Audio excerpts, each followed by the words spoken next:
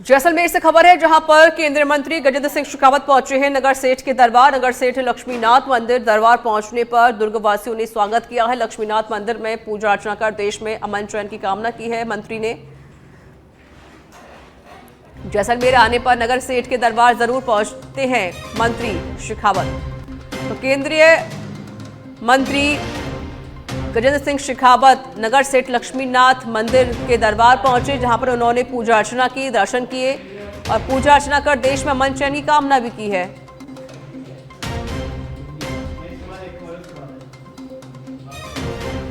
तो वह जब भी जैसलमेर पहुंचते हैं तो नगर सेठ के दरबार जरूर पहुंचते हैं।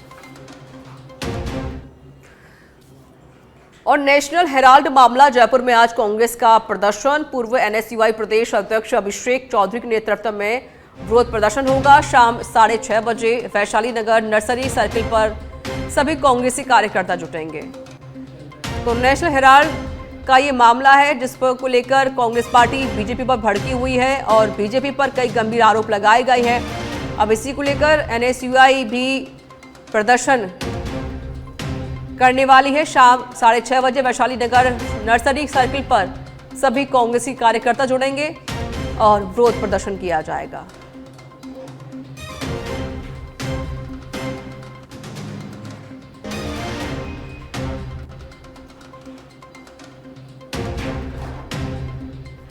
संवाददाता सुनील यादव जुड़ गए हैं फोन लाइन पर। सुनील, नेशनल हेराल्ड को लेकर लगातार कांग्रेस पार्टी बीजेपी को घेर भी रही है, कई आरोप लगाए गए हैं बीजेपी के ऊपर और पूरे देश भर में हर जगह पर ये प्रदर्शन कांग्रेस पार्टी कर भी रही है। और आज शाम 6:30 बजे कांग्रेस के कार्यकर्ता प्रदर्शन करने वाले हैं। बिल्कुल, देखिए लगातार 3 दिन से कांग्रेस पार्टी है, ईडी की जो कार्रवाइयां हो रही हैं उनको बीजेपी द्वारा जो अनैतिक दबाव है विपक्ष पर वो उसको बनाने से जोड़कर देखा जा रहा है और लगातार 3 दिन से कांग्रेस को लेकर प्रोटेस्ट कर रही है। इससे पहले कांग्रेस की जो मुख्य पार्टी है उसने तमाम देश भर के जो ईडी ऑफिसेज है उसके बाहर विरोध प्रदर्शन किया था। कल जो है तमाम जो ब्लॉक कमेटियां हैं उनका विरोध प्रदर्शन था और आज जो है यूथ कांग्रेस पूरे देश भर में ईडी ऑफिस के बाहर प्रोटेस्ट है वो करेगी। यूथ कांग्रेस का जो प्रोटेस्ट है जयपुर में करीब 12:30 बजे जो है वो शुरू हो जाएगा। शाम को एनएसयूआई के द्वारा जो है वो प्रोटेस्ट किया जाएगा।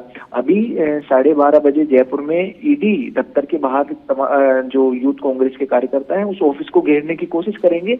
हालांकि अभी जो स्थिति बनी हुई है वहां पर जो पुलिस जाब्ता है वो तैनात किया गया है, क्योंकि जब कांग्रेस पार्टी ने ईडी का घेराव किया था तो तमाम वरिष्ठ नेता वहां पर पहुंचे थे। उस दिन यूथ कांग्रेस की जो कमी है वो कहीं ना कहीं पार्टी को खली थी, क्योंकि ज्यादा टकराव की स्थिति नहीं देखने को मिली। आज यूथ कांग्रेस के कार्यकर्ता पूरी तैयारी के साथ, ऐसा बताया जा रहा है, पूरी तैयारी के साथ जो ईडी ऑफिस का घेराव करेंगे और उसी को देखते हुए जो इंटेलिजेंस की रिपोर्ट्स के अनुसार पुलिस जाब्ता भी बड़ी संख्या में वहां पर तैनात किया गया है। हो सकता है कि अगर बड़ी संख्या में यूथ कांग्रेस कार्यकर्ता पहुंचेंगे तो टकराव की स्थिति भी देखने को मिल सकती है। और जिस तरह से आपने जिक्र किया रीता कि नेशनल हेराल्ड का जो मामला चल रहा है और उसमें जो कांग्रेस पार्टी की जो अनियमितता को लेकर लगातार जो ईडी की छापेमारी हो रही है और हाल ही में सोनिया गांधी, राहुल गांधी समेत जो इसमें 5 मुख्य लोग हैं उनको जब नोटिस दिया गया है ईडी की तरफ से, जो चार्जशीट है वो दायर की गई है, उसके बाद से पूरे देश भर में कांग्रेस कार्यकर्ता काफी आक्रोशित है और साफ तौर पर आरोप बीजेपी पर लगाया जा रहा है कि केंद्र सरकार जो है वो ईडी को जो दबाव में लेकर विपक्ष की आवाज है वो दबाना चाह रही है और इसी को लेकर हम विरोध कर रहे हैं। हमारा विरोध ईडी से नहीं है, हमारा विरोध ये है कि गैर कानूनी तरीके से विपक्ष को परेशान किया जा रहा है। बिल्कुल, लेकिन सुनील, क्योंकि शाम 6:30 बजे कांग्रेसी कार्यकर्ता एक साथ जुटेंगे, प्रदर्शन करेंगे, पुलिस की तरफ से क्या तैयारी हो रही है इसको लेकर ताकि कोई हंगामा ज्यादा ना हो जाए? देखिए रीता, जो शाम को 6:30 बजे का जो प्रोटेस्ट है वो दरअसल जो एनएसयूआई के द्वारा है वो किया जाएगा, क्योंकि जो मेन जो आज का प्रदर्शन है वो 12:30 बजे के आसपास शुरू होगा और यूथ कांग्रेस जो है वो ये प्रोटेस्ट करेगी पूरे देश भर में। हर जगह ईडी ऑफिस के बाहर यूथ कांग्रेस का प्रोटेस्ट है वो रहेगा। जयपुर में यूथ कांग्रेस के द्वारा 12:30 बजे ईडी ऑफिस को घेरने की जो है वो कार्यक्रम रखा गया है यूथ कांग्रेस के द्वारा और उसी को देखते हुए हुए, क्योंकि यूथ कांग्रेस का कार्यकर्ता रहता है, जो कार्यक्रम रहता है तो उसमें बड़ी संख्या में भीड़ है, वो जुटने का अनुमान हो जाता है साफ तौर पर, क्योंकि युवाओं में इस तरह के प्रदर्शन को लेकर काफी उत्साह है, वो रहता है। तो बड़ी संख्या में अगर भीड़ आती है तो किस तरह से काबू में किया जाए, इसी को लेकर जो पुलिस प्रशासन तैनात है, अलर्ट मोड पर है। और अभी जिस तरह से देखा गया है कि वहां पर कुछ वाटर कैनन वगैरह की जो व्यवस्था है वो भी वहां पर की गई है, कि अगर किसी तरह से टकराव की स्थिति होती है या फिर बेकाबू होती है भीड़, तो उसको किस तरह से कंट्रोल किया जाए, उसके तमाम जो बंदोबस्त है वो पुलिस ने पहले से किए हुए हैं। अभी देखना होगा कि कितनी बड़ी संख्या में यूथ कांग्रेस के कार्यकर्ता जो ईडी ऑफिस को घेरने के लिए पहुंचते हैं, प्रदर्शन में पहुंचते हैं। अगर भीड़ ज्यादा होगी तो कहीं ना कहीं पुलिस को शांति व्यवस्था बनाने के लिए कुछ जो जरूरी चीजें हैं, चाहे वाटर कैनन हो, हल्का बल प्रयोग हो, उसका भी इस्तेमाल कई बार करना पड़ जाता है। तो इसी की तैयारी को लेकर तमाम पुलिस जाब्ता है फिलहाल तैनात किया गया है। शुक्रिया सुनील यादव आपका अधिक जानकारी देने के लिए।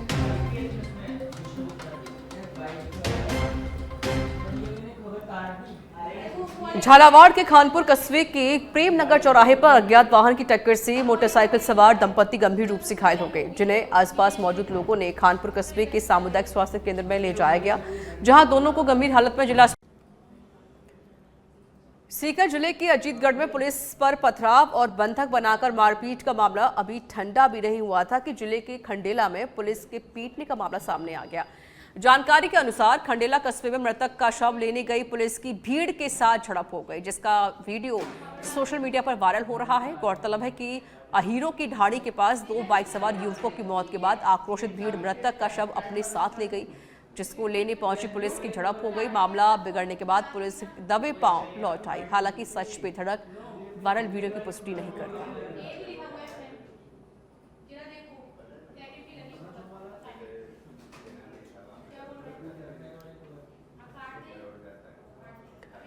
खबर अलवर के थाना गाजी से है, जहां सरिस्का अभ्यारण्य के अंदर इन दिनों पानी की कमी का मामला सामने आ रहा है, जिसको लेकर ग्रामीणों के जरिए सड़क किनारे पानी के टैंक बनाकर रखे गए, लेकिन वो भी ग्रामीणों के लिए दुखदाई बन सकता है, क्योंकि सड़क किनारे रखे पानी के टैंक में सरिस्का का बाघ या बागी दिन में ही पानी पीने के लिए आ रही है। बढ़ती गर्मी को लेकर वन्य जीव व्याकुल है और पानी की तलाश में गांव की ओर निकल रहे हैं। इसलिए ग्रामीणों ने वन अधिकारियों से आग्रह किया है कि वन क्षेत्र के अंदर ही अगर पानी की व्यवस्था पर्याप्त मात्रा में कर दें।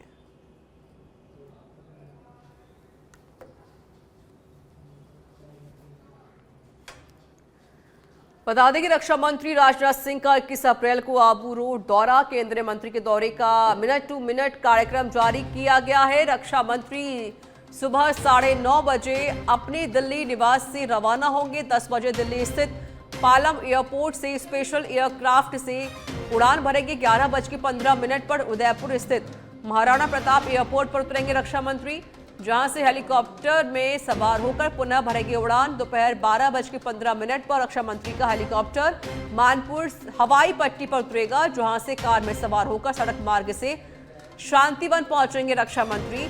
12:30 से 1:50 तक सुरक्षा बलों के आत्म सशक्तिकरण संवाद में भाग लेंगे। दोपहर 1:50 से 2:30 बजे तक ब्रह्मकुमारी संस्थान में रहेगा रिजर्व टाइम। उसके बाद पुनः मानपुर हवाई पट्टी पर पहुंचकर हेलीकॉप्टर से उड़ान भरेंगे रक्षा मंत्री राजनाथ सिंह।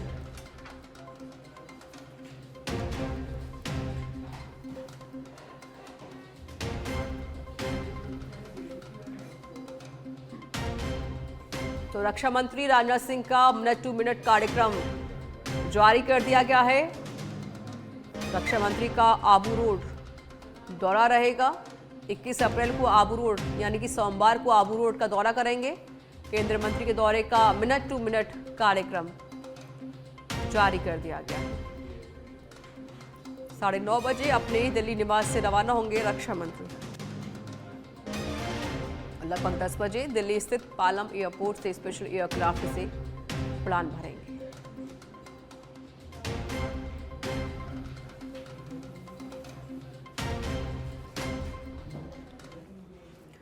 अजमेर दरगाह के नीचे गर्भगृह में शिव मंदिर होने के दावे को लेकर जिला न्यायालय में होने वाली सुनवाई एक बार फिर से टल गई है।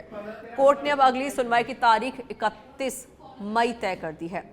इससे पहले हिंदू सेना के राष्ट्रीय अध्यक्ष विष्णु गुप्ता के तहत दायर याचिका पर चर्चा होनी थी। याचिकाकर्ता ने यह मांग की थी कि सरकारी विभागों की ओर से दरगाह में चादर पेश करने पर रोक लगाई जाए। इस पर स्थगन प्रार्थना पत्र कोर्ट में प्रस्तुत किया गया था। आज अजमेर दरगाह बनाम संकट मोचन महादेव मंदिर मामले में माननीय मनमोहन चंदेल जी की कोर्ट में सुनवाई हुई। सुनवाई के दौरान प्रतिवादी संख्या 2 और 3 एएसआई और अल्पसंख्यक मंत्रालय की ओर से कुछ जवाब फाइल किया गया था। उस जवाब पर समय ले लिया गया है, उनके जवाब पे जवाब दे देंगे।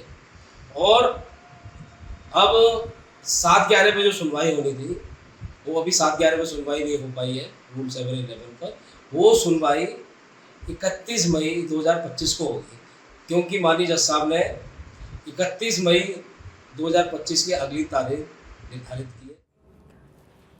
मुख्यमंत्री भजनलाल शर्मा आज से 3 दिवसीय शेखावाटी दौरे पर हैं। जयपुर से रवाना होने के बाद सीएम भजनलाल शर्मा सबसे पहले का भव्य स्वागत टाटियावास टोल पर आमेर विधानसभा क्षेत्र के कार्यकर्ताओं की ओर से किया गया, जिसके बाद सीएम चोमू पहुंचे, जहां भी सीएम का भव्य स्वागत हुआ।